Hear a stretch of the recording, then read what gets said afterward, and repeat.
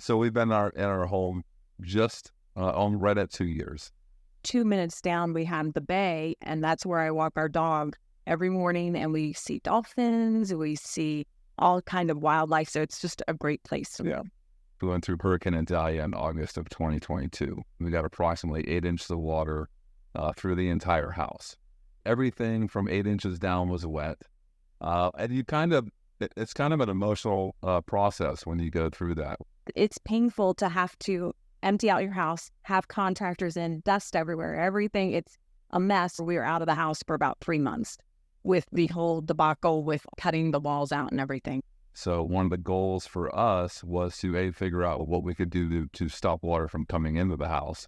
And then once it's in the house, how we're able to protect the inside of the house, moving forward. So I just started Googling and came across the EnduraFlood. The process was very simple. It could ship within 36 hours and ship down here, and we were able to start installing it. My daughter and I were able to work on 2 rooms in the house ourselves.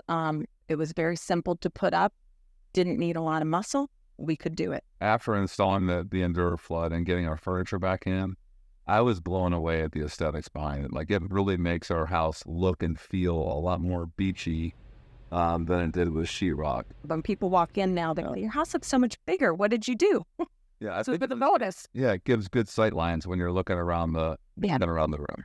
My major in college was interior design, and so the way that my home looks is extremely important to me. It turned out beautiful, and we get so many compliments now. It has made our house look better. For anybody that talks about living at the beach and talks about flooding, the next sentence out of my mouth is about EnduraFlood.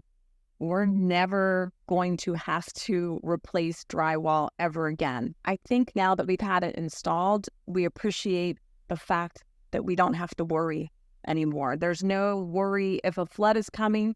That's one less thing that we have to worry about. We know that the walls are going to be intact.